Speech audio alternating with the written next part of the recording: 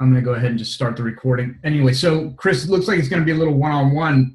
Is there anything else that you have, any other things that we can discuss and help you with? One of the things I was working through is signage, SOP for the new space, and we're just talking about before and after shots, for the Wall of Fame, and looking at some of the templates that like Vern posted and Adrian I think posted. So I'm working with my graphics guy right now to start getting that up and running. And one of the questions I had was, so, it looks like what we're going for is consistency in what we're doing. Like in terms of the graphics that you see on the wall, it looks clean, it looks professional, fairly consistent in the design of that. But there's also a consistency in before and after photos.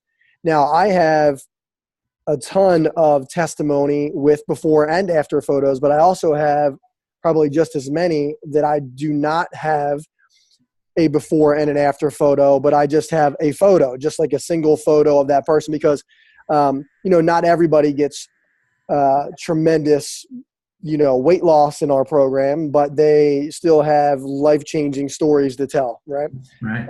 And how they feel about themselves and so on and so forth. So for those, and some of those stories are just as good, if not better, than the before and after shots. So, I'd love to be able to showcase those stories, but at the same time, I don't have a before and after shot, so it's going to be a little inconsistent if I were to use it on that wall. So suggestions there. Yeah. So my suggestion is, I think, there's like Adrian, the stuff that Adrian posted and Vern as well, both beautiful. I mean, really spectacular looking in terms of just the aesthetic quality of it. It's really nice. But I also believe that when you have a lot of the same thing, it can almost be numbing, and you're not as it doesn't grab the attention as much as different things, And so I think a template, having a general template like for before and after, that's great, and that looks good. But I also think it's nice to spice things up with something that's a little bit different. So in your case, I would just create 2 templates. One for your before and after people, and then one for just your single shot with a great story. And maybe the big attention, like for instance, on the before and after, you'd have 2 photos, obviously, and then maybe their testimonial piece. With when you just have a single shot of a person, where you would normally have the before picture could just be a big headline or something. You could do a pull quote from whatever they said that was really dramatic. And that could be your second picture, so to speak. And then you might have more of the testimonial beneath it. I don't know. You can structure it a lot of different ways. But the point I'm getting at is, don't get hung up on trying to make everything look exactly the same, because I don't know that that's necessarily to your benefit. It's just a personal opinion. I don't have any proof to back that up. But I think you can make it work. And you're not the only one. There's a lot of folks that just have a single picture. They don't all have before afters. And you definitely want to leverage the story, because frankly, the picture gets attention, but it's the story that is the most compelling piece of it. And you want to get people into that story in some way. So a big pull quote can really help with that. Does that make sense? Yeah, absolutely. Yeah. Okay. All right, good. Listen, and I'll jump in with a couple right on with Eric, everything that he said without question. But as a guy who has had to try to create before and after pictures for companies, here's what I find maddening. Right? I find it incredibly frustrating when there's not an SOP for before and afters. Right? When you take a picture where a person is, where the camera is at a different angle, or further back, or on a different wall, or the lighting's different. It's maddening and time consuming like crazy to try to resize and make it look the same, and knowing that one person's turned this way and then the next time they turn a different way, and it's just maddening as a guy trying to get comparable before and after. So my highest recommendation is to have an SOP where the camera is X amount of feet from the prospect every time. The angle is the same every time. Draw out a freaking design on the floor if you need to, right? And make sure that pictures have the same lighting, the same everything at all times for consistency of everything. The brain loves order. It loves to see things that are consistent. Inconsistency creates stress, right? So all that just to say, I would highly encourage an SOP where everything is the same, before and afters, lighting, distance, angle, wall, background, and everything if you can get it, all right? Of course, if you can't, well, you can't. Back to Eric's testimony thing. I think, and he's absolutely right, the story's the only thing that really matters at the end of the day. So you want as dramatic of a story element as you can get into these befores and afters, which ultimately means you probably need to dig deeper than the standard handwritten or video style testimony to bring out the real meat behind the story. But beyond that, I also like the idea, and I've not done this, but and it just came to my mind when Eric was talking, to create a visual even if there's not a before and after, but maybe a visual that would look like an organization chart, maybe, or maybe a timeline chart, or something that kind of visually tells the picture, the story in a graph picture, right? Or something, and it's work, and it may not be, practical on a mass scale, but at least having some kind of imagery with the text, I think, would help. Okay. One of the, I think, most compelling forms of social proof imagery is what Aaron just described, which is the timeline, the progression. And if you look at some of the videos that I think are really compelling on YouTube, some transformation videos are time-lapse videos where you see the guy or the woman at day 1, and then you see him at day 30, day 60, day 90, and you can and when you put all those things together, it just shows this transformation. It illustrates it beautifully.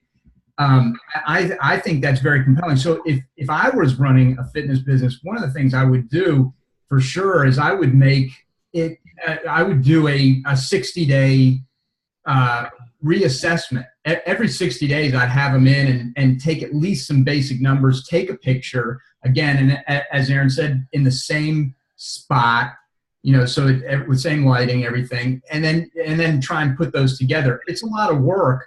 But we know social proof is about the most powerful marketing tool you've got. I think that's neat because you can show progression. But as you said, and this is a really important point, not everybody shows dramatic change physically. And so that's why the bottom line is the story component, and you've got to work at pulling out details from the client.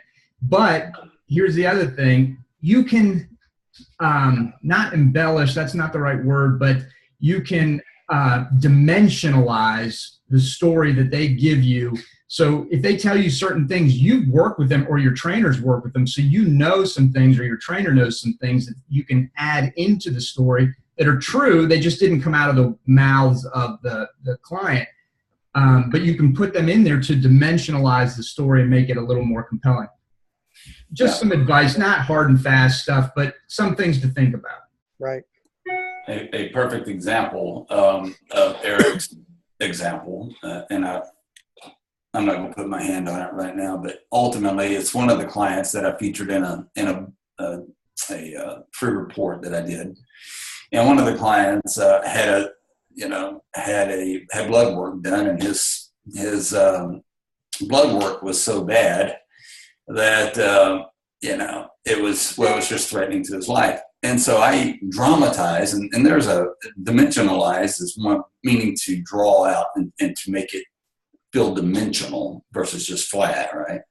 But dramatize is another word that I like to use. And so in this particular case study, I dramatized the message by saying my blood work was so bad Dracula wouldn't drink it. Right. And so that's the kind of dramatization that spices up the testimony that helps to drag people in. So back to Eric's point a moment ago about the call out, definitely put that up there. My blood work was so bad, Dracula wouldn't drink it. Right. And that would be one of the highlighted testimonies where there was no before and after picture to speak of, but that dramatization, that dimensionalization of the testimony really does help to pull in interest. Yeah. Okay. Yeah, it's really a deep topic. You could just go on and on with social proof. There's so much that can be done with it. And I think one of the things that folks get hung up on that's it's sort of a limiting belief about social proof is that it's like, for instance, you're creating this wall of fame, and that's awesome, and you absolutely need to have it. But those assets that you're creating, those individual stories with or without pictures about people, can be leveraged in so many additional ways, where you're not just using them on your wall, you're putting them in emails, you're putting them on Facebook posts, you put them in direct mail letters, you use them in a variety of ways. Like, for instance, this Dan Kennedy tells the story about, this was years ago, but there was a guy who ran a company called the Shed Shack, and his whole business was creating sheds, customized sheds for people. Or I shouldn't say that they weren't customized; they were templated sheds that people would put in their backyards for a variety of reasons, to hold their tools or whatever. Some people used them as little workshops and even offices and things like that. But what he did was he created this. He got testimonials from a bunch of people with pictures of their different sheds and things like that, and he put together a little booklet that was like 36 secrets to the best shed, most amazing shed in the world, or something like that. So it became like this lead gen piece that was just all testimonials, but it illustrated the different types of sheds that could be created. It was a brilliant sales tool, and it absolutely crosses over to the fitness world, and that's kind of what we're trying to do with the book, the Fuel Your Soul book. I know you're not participating in that, Chris, but this is something we did earlier, but we're putting together stories about people, basically just social proof stories, into a book, and folks can use it as a lead gen tool. And if that goes well, we're going to do it again, and if you're interested in participating, you can. But the point is, there's so much you can do with social proof. Everybody just needs to get more aggressive about compiling it. Aaron and me included, we need to do a better job of compiling it. It's just such an important thing. Yeah. I find that some people are seems as though some people are a little apprehensive about pictures and different things like that too. So there are some obstacles. We've had some luck with doing some challenges and some some incentives, obviously, to get them to do that too. Yeah, I know what you mean. And that's the thing that you run into, because some folks just don't want their personal information put out there. And it's completely understandable. And so the way that I encourage people to try and overcome that, you can't always overcome it, but to try and overcome it, is just by saying something like, I understand, if you meet resistance, you could say something like, I understand, I can understand that completely. And the only reason I ask John or Bill or Mary or whatever, the only reason I ask is because your message is so powerful. What you've done, it's so powerful. You can really help a lot of other people by sharing that story, because that's what folks need. They need to see that it's possible and that you've done it, and it's really amazing. And that's why we'd love to share it, and just sort of let that lay on them for a second. And then sometimes people will come around and be like, wow, yeah, well, I would like to help other people. Yeah. That kind of thing. But also, as we've been discussing already, the story is more important than the picture. And even if folks don't want to do a picture, or maybe they'll just give you a headshot or something, but even if they don't want to do any picture at all, you could still ask if they're willing to share their story, right, and capture that some way. Yeah, and Chris, to his point, when you get all these testimonies, whether written or transformed before and afters, to leverage it in many ways. I'll show you an example of what I've just done for Anna Dorier over at Transform FX. I've created basically a look book, and that's what we're calling it, a before and after look book. Now, I'll share my screen and share it with you real quick.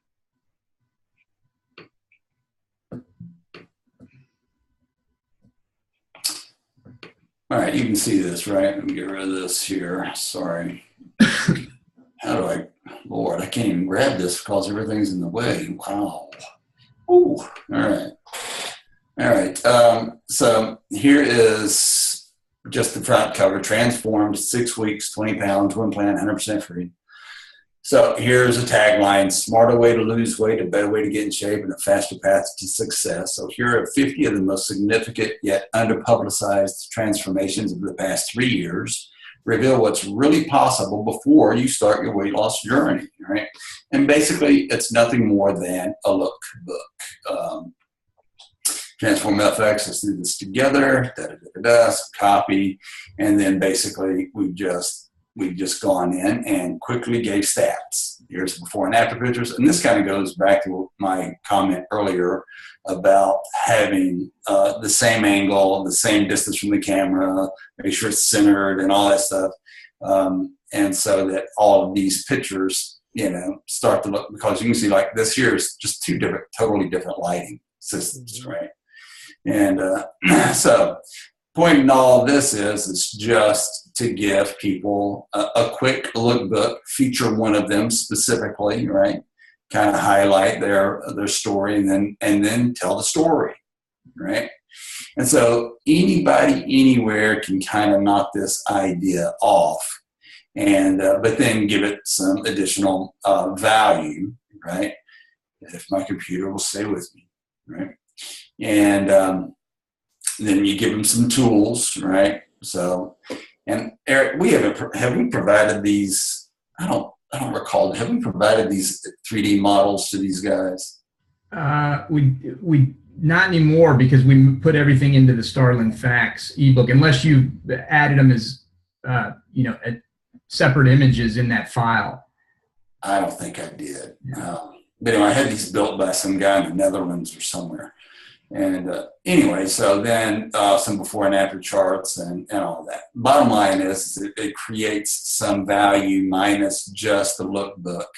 And then, of course, another chart that I created and a call to action at the end. All right. So all that just to say that there are multiple ways to use these before and afters and to compile them in free reports, special reports, or anything that would potentially grab a person's interest in learning more about you. Yeah, and that's a good example of similar to that Shed Shack. It's it's the exact same idea. It's just different, a slightly different execution. It's really, really powerful stuff. When I was speaking at Pat Rigsby's mastermind on Friday, some woman asked me what, I forget exactly what her question was, like, what's most important to do, or what's most important for me to grow my business. And I said, the two things are preponderance of proof and authority positioning. I mean, if you've got those two things, and they kind of go hand in hand, because a preponderance of proof supports your authority positioning. It supports that you can do what you say you can do. When you've got those two things, it's hard to stop that kind of business, as long as you're consistently leveraging them, consistently using them. Yeah.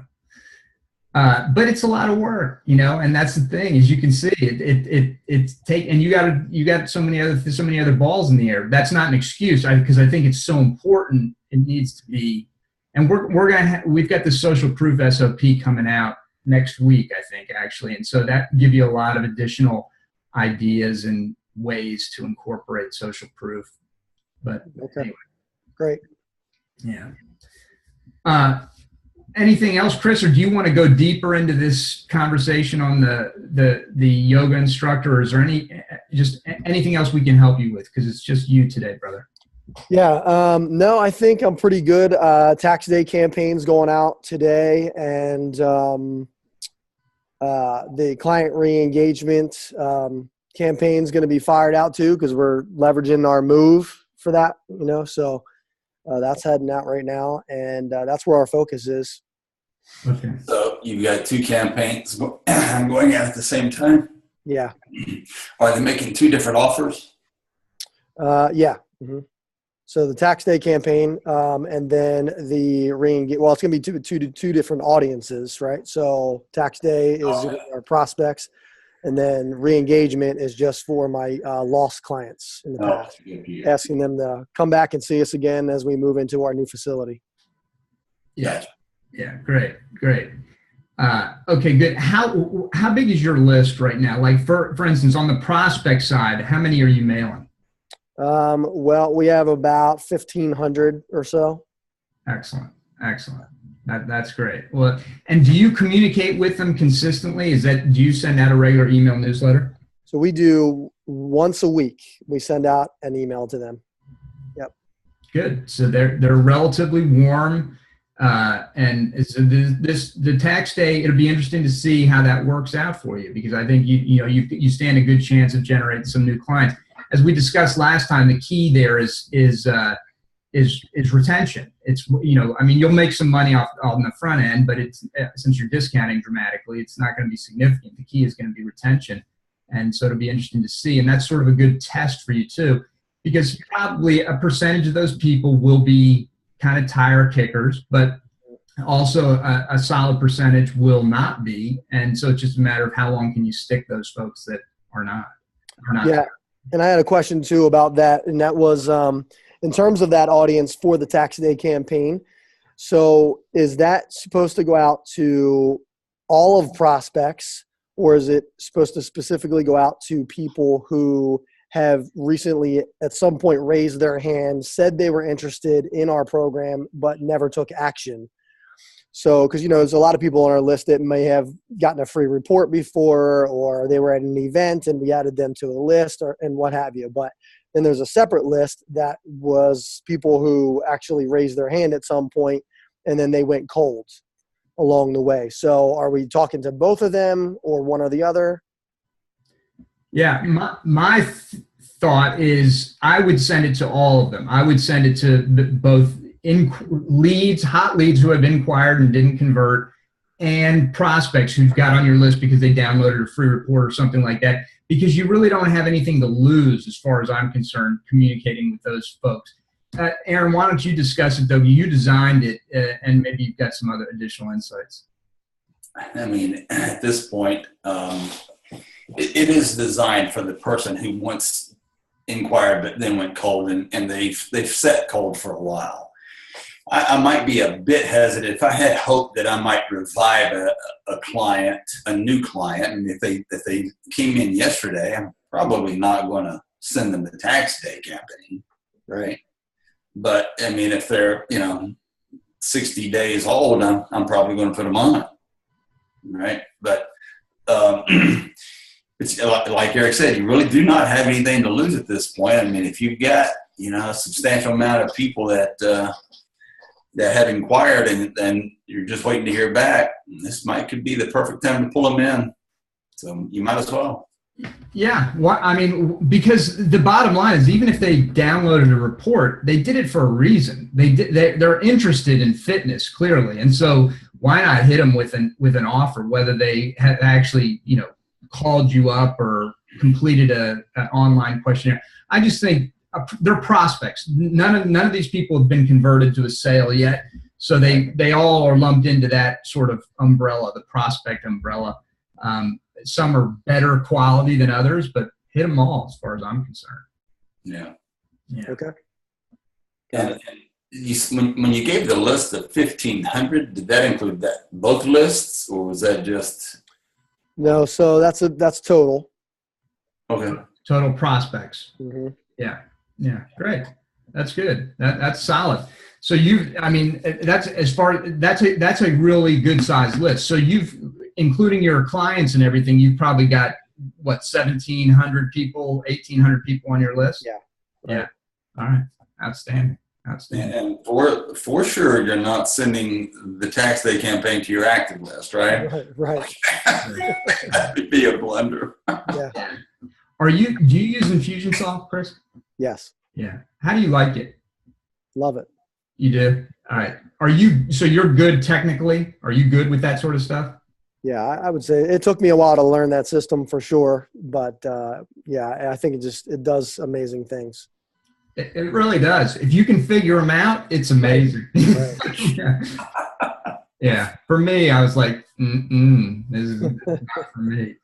Yeah. I was one of the very, very first Infusionsoft buyers. When they first launched, this was 2004 or 5, I want to say. When they first came out, I got into it, and I had a part-time assistant working for me. This was before NPE, and I spent about 3 hours. They took us through it really bad. They had these onboardings that were terrible, and they've improved somewhat now. They still have issues with onboarding, but they took me through the onboarding, and I was like, okay. And then I dug in for a few hours. I just like, this is really tough. And so I said, Teresa, who's my sister, I said, you figure this out. And she spent about a week on it. And she's a pretty smart girl, but she couldn't wrap her head around it either. So we bailed at that point. And with NPE, that's all we used was Infusionsoft. Right. Yeah. No, it's fantastic if you can figure it out. There's no doubt. Mm-hmm. All right. Anything else, Chris, that we can help you with? No, I think I'm good. All right. Very good. Well, thank you very much for making the time today. It's good to see you, and we'll just talk to you on Facebook then. Okay, sounds good. Thanks, guys. All right, brother. Take care. Bye.